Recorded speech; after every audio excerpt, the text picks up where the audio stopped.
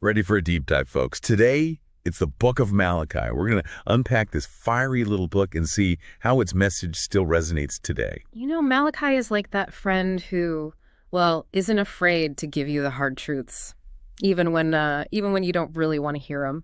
It's a book that pushes us to look inward, examine our hearts and how we relate to God. And that's exactly what we're here for. To break it all down, we'll be exploring Malachi's big themes, the historical backdrop, and most importantly, how it applies to us, right here, right now. Think it as a prophetic therapy session almost, a guided tour. Malachi lays bare the struggles of a community trying to find their faith again after exile. It gets pretty raw, definitely real, but ultimately it's a message of hope and rebuilding. So let's jump right in. Verse 1, we're hit with this, kind of provocative statement. God says, I have loved you, but the people. Their response is, how have you loved us? It's like they're struggling to connect their experience with God actually saying, I love you. They're back in their land, the temple's up again, but things aren't exactly as they pictured, There's this feeling of being let down, disillusionment. They're looking around saying, hang on, if you loved us, wouldn't things be, better, easier? It's something a lot of us can relate to, right? When things get tough, it's easy to start questioning God's love, his plan. Malachi invites us to wrestle with those questions and try to understand God's faithfulness on a deeper level, even when life's a mess. Then God gives this powerful example to make his point, the story of Jacob and Esau, twin brothers, two very different destinies, chosen and rejected. And it's not about God playing favorites or anything. It's about him staying true to his promises. God chose Jacob and his descendants, right, to be a blessing.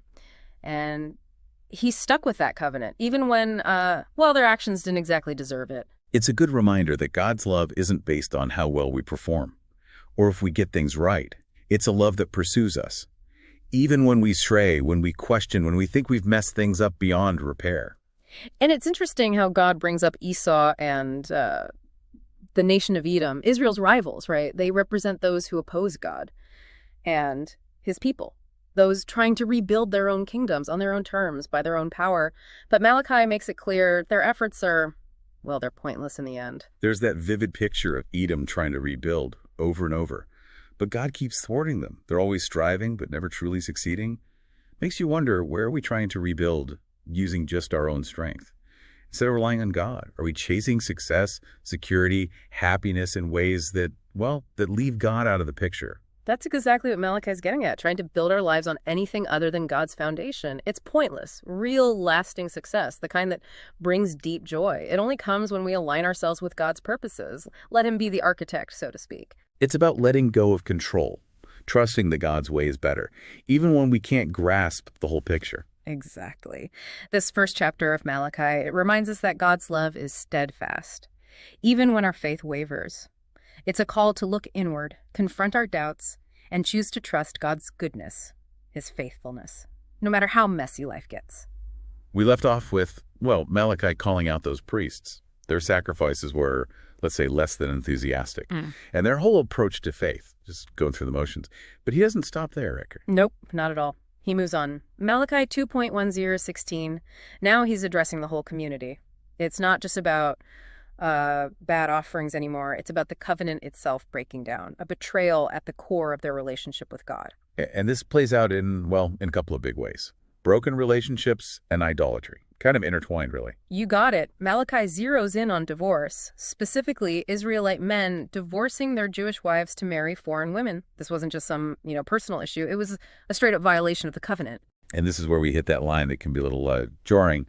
The Lord God of Israel says that he hates divorce.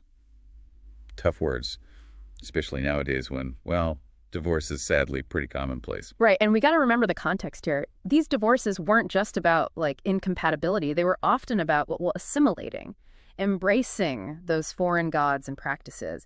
It was a form of, you could say, spiritual adultery, turning away from the one true God to worship idols. So it's not about divorce in, a vacuum. It's about this sacred covenant being broken, turning away from God towards other loyalties, you could say.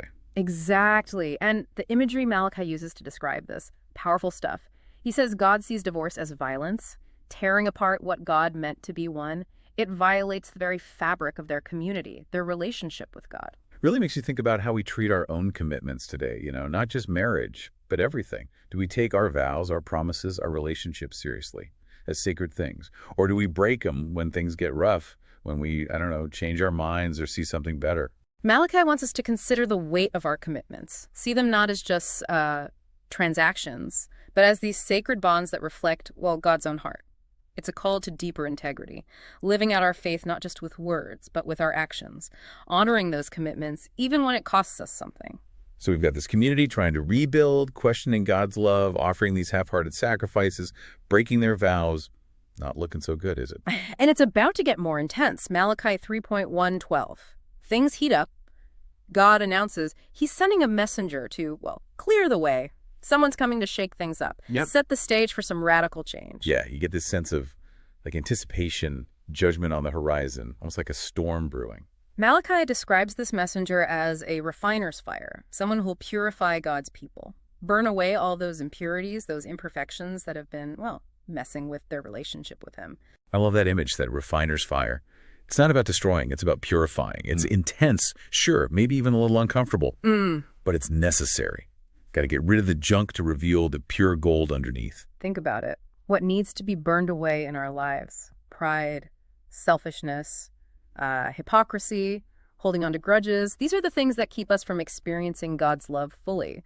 That freedom that comes with, being in right relationship with him. It's a call to radical transformation, stripping away everything that isn't aligned with God's will, his purpose for us. It might not be easy, definitely not comfortable, but ultimately, it's for our good. And in the middle of this judgment message, there's a glimmer of hope. Malachi talks about those who fear the Lord, who think on his name. They're holding on to their faith, encouraging each other, not giving in to the negativity and cynicism around them. Yeah, they're like these, little points of light in the dark, reminding us that even when things feel hopeless, like everyone's going astray, God's still at work. He still has his faithful remnant. And this is so important. We need each other, right? We need people in our lives who challenge us, encourage us, remind us of God's truth when we're tempted to doubt. Makes you think, who are those people for you? Where do you find that kind of support? And are you being that for someone else? We're all in this together, figuring out life, figuring out faith. Malachi reminds us we don't got to do it alone. We've got a God who loves us, a community to support us, and a promise that even in judgment, God's refining fire brings, purity, restoration. Okay, so we've seen Malachi, really lay it on the line, calling out the community's, shortcomings, from the worship that was kind of phoned in to those broken relationships. But now things shift a bit. The people start pushing back. They're discouraged, feeling disillusioned. We're in Malachi chapter 3, verses 13 to 4.3. Yeah, this is where we hear them, voicing those frustrations. They're like, what's the point? Where's the reward in serving God? The bad guys are winning and we're over here struggling. Pretty common complaint, right? We've all been there at some point, I think. It's that classic question. Why do bad things happen to good people? Or, in this case, more like, why do good things happen to bad people? Seeing all that injustice, it can really rock your faith. And Malachi doesn't just brush them off. He gets it, acknowledges their struggle, but he wants them to look beyond the here and now. Think bigger picture. Remember that God's working things out even when we're clueless. He's asking for deeper trust, isn't he? Yeah. A faith that's not about instant gratification or needing to see proof. It's about believing God is good, believing he's got this, even when it makes zero sense to us. And to give him some encouragement, Malachi paints this powerful picture, right? A future day of, you could say, vindication. He talks about the sun of righteousness rising with healing in its wings, beautiful image of hope, restoration, God setting things right, bringing justice to those who stayed true. But he also contrasts that, right, with what happens to the wicked. Sure. No sugarcoating it. They'll be like ashes under the feet of the righteous. It's a reminder that, choices matter. We reap what we sow eventually. And it's not about God being, out for revenge or anything. It's just the natural order of things. When we rebel against God, we shut ourselves off from his blessing, his protection. But when we follow him, that's when we open ourselves up to his grace, that power to change us. So it really boils down to choice, doesn't it? What future are we building for ourselves? What seeds are we planting? Because that's what determines the harvest, right? Malachi is pushing us to think long term. About eternity. Are we chasing those fleeting things or investing in what lasts? Big questions. And that leads us into the final section, Malachi chapter 4.